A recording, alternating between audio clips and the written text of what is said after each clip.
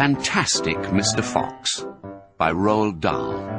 Read by Martin Jarvis. Down in the valley, there were 3 farms. The owners of these farms had done well. They were rich men. They were also nasty men. All 3 of them were about as nasty and mean as any men you could meet. Their names were Farmer Boggis, Farmer Bunce, and Farmer Bean. Boggis was a chicken farmer. He kept thousands of chickens. He was enormously fat. This was because he ate 3 boiled chickens smothered with dumplings every day for breakfast, lunch, and supper. Bunce was a duck and goose farmer. He kept thousands of ducks and geese. He was a kind of pot-bellied dwarf. He was so short his chin would have been under water in the shallow end of any swimming pool in the world. His food was doughnuts and goose livers. He mashed the livers into a disgusting paste and then stuffed the paste into the doughnuts. This diet gave him a tummy ache and a beastly temper. Bean was a turkey and apple farmer. He kept thousands of turkeys in an orchard full of apple trees. He never ate any food at all. Instead, he drank gallons of strong cider, which he made from the apples in his orchard. He was as thin as a pencil, and the cleverest of them all. Boggis and Bunce and Bean, one fat, one short, one lean, these horrible crooks, so different in looks, were none the less equally mean.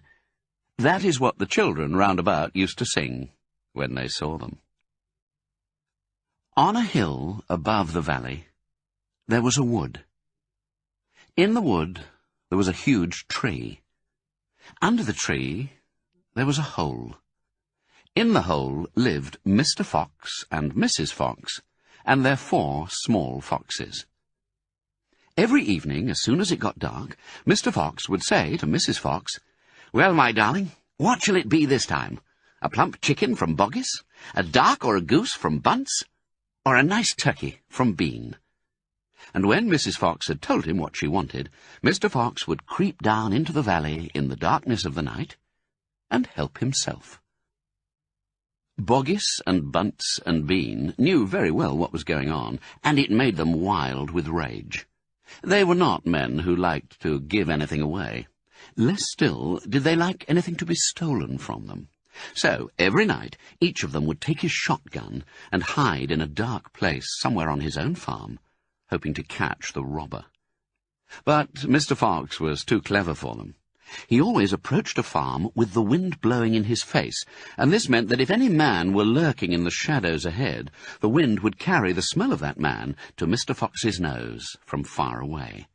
Thus, if Mr. Boggis was hiding behind his chicken house number 1, Mr. Fox would smell him out from 50 yards off, and quickly change direction, heading for chicken house number 4, at the other end of the farm. "Dang and blast that lousy beast!" cried Boggis. "I'd like to rip his guts out," said Bunce. "He must be killed," cried Bean. "But how?" said Boggis. "How on earth can we catch the blighter?" Bean picked his nose delicately with a long finger. "I have a plan," he said. "You've never had a decent plan yet," said Bunce. "Shut up and listen," said Bean. "Tomorrow night we will all hide just outside the hole where the fox lives. We will wait there until he comes out. Then, bang, bang, bang, bang." "Very clever," said Bunce. "But first we shall have to find the hole." "My dear Bunce, I've already found it," said the crafty Bean. "It's up in the wood on the hill. It's under a huge tree."